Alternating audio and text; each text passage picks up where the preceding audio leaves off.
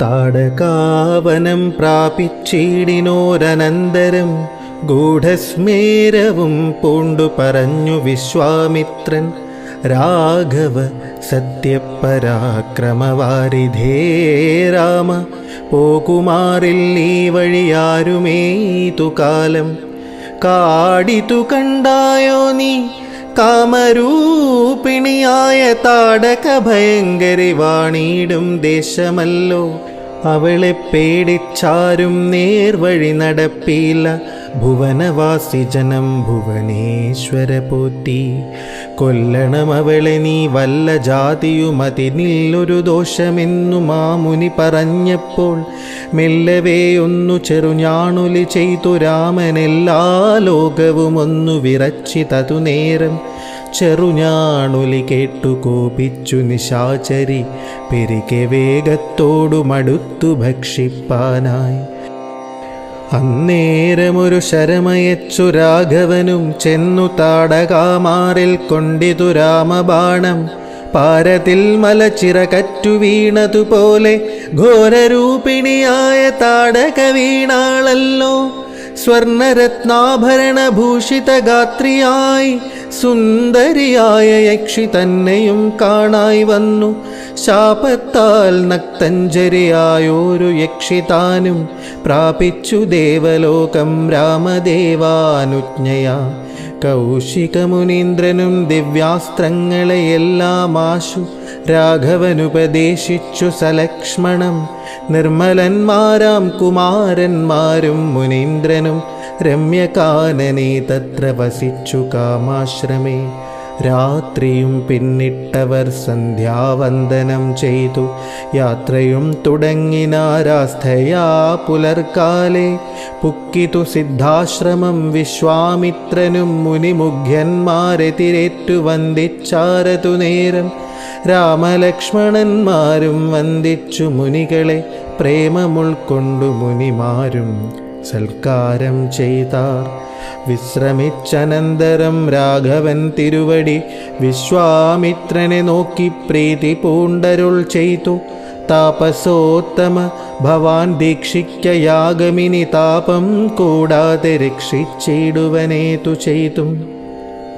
ദുഷ്ടരാം നിശാചരേന്ദ്രന്മാരെ കാട്ടിത്തന്നാൽ നഷ്ടമാക്കുവിൻ ബാണം കൊണ്ടു ഞാൻ തപോനിധി.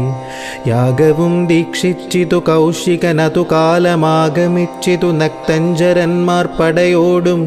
മധ്യാഹ്നകാലേ മേൽഭാഗത്തിങ്കൽ നിന്നുമത്ര രക്തവൃഷ്ടിയും തുടങ്ങിനാരതു നേരം. പാരാതെ രണ്ടു ശരം തൊടുത്തു രാമദേവൻ മാരീച സുബാഹുവീരന്മാരെ പ്രയോഗിച്ചാൻ. കൊന്നിതു സുബാഹുവാം അവനെയൊരു ശരമന്നേരം. മാരീചനും ഭീതി പൂണ്ടോടിയിടിനാൻ. ചെന്നിതു രാമബാണം പിന്നാലെ കൂടെ കൂടെ ഖിന്നനായേറിയൊരു യോജന പാഞ്ഞാനവൻ. അർണവം തന്നിൽ ചെന്നു വീണിതു രാമബാണം. അന്നേരം അവിടെയും ചെന്നിതു ദഹിപ്പാനായി. പിന്നെ മറ്റെങ്ങുമൊരു ശരണമില്ലാഞ്ഞവൻ എന്നെ രക്ഷിക്കേണമെന്ന ഭയം പൊക്കീടിനാൻ. ഭക്തവത്സലൻ അഭയം കൊടുത്തതു മൂലം ഭക്തനായി വന്നാനന്നു തുടങ്ങി മാരീചനും. പറ്റർ കുലകാലനാകിയ സൗമിത്രിയും മറ്റുള്ള പടയെല്ലാം കൊന്നിതു ശരങ്ങളാൽ.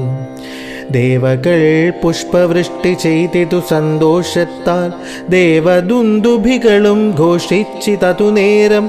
യക്ഷകിന്നര സിദ്ധചാരണ ഗന്ധർവന്മാർ തൽക്ഷണേ കൂപ്പി സ്തുതിച്ചേറ്റവുമാനന്ദിച്ചാർ. വിശ്വാമിത്രനും പരമാനന്ദം പൂണ്ടു പുണർന്നശ്രുപൂർണാർദ്രാകുല നേത്രപത്മങ്ങളോടും ഉത്സംഗേ ചേർത്തു പരമാശീർവാദവും ചെയ്തു. വത്സന്മാരെയും ഭുജിപ്പിച്ചിതു വാത്സല്യത്താൽ. 23 ദിനമോരോരോ പുരാണങ്ങൾ പറഞ്ഞു രസിപ്പിച്ചു കൗശികനവരുമായി. അരുൾ ചെയ്തിതു 4-ാം ദിവസം പിന്നെ മുനി. അരുതു വൃഥാകാലം കളകെന്നുള്ളതേതും ജനകമഹീപതി തന്നെ മഹായജ്ഞം ഇനി വൈകാതെ കാൺമാൻ പോക നാം വത്സന്മാരെ.